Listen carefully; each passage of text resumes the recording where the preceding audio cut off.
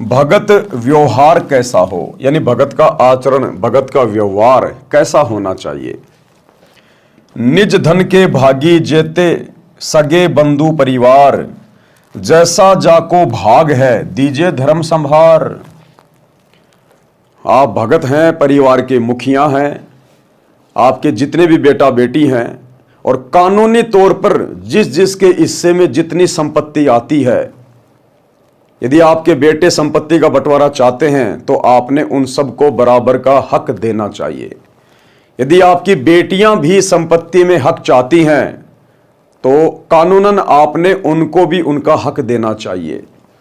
यदि आपकी बहन भी आपकी प्रॉपर्टी में, अपने पिता की प्रॉपर्टी में अपना हिस्सा चाहती है तो कानूनन आप उसको भी दीजिएगा।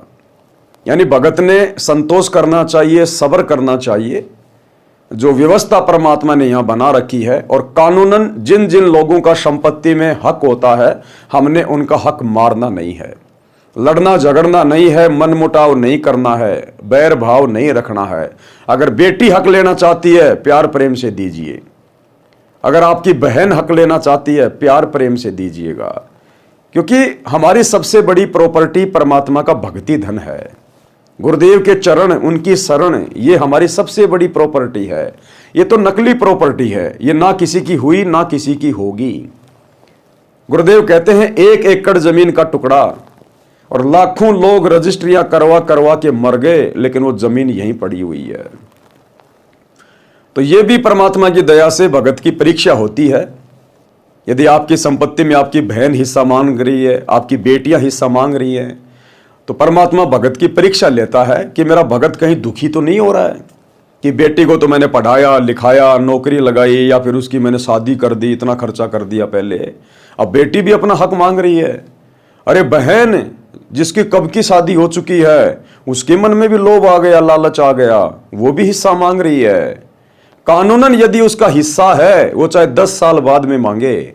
भगत का दायित्व है, कर्तव्य है कि अपने गुरुदेव पर विश्वास करके जितना उनका हिस्सा है उनको अवश्य प्रदान करे।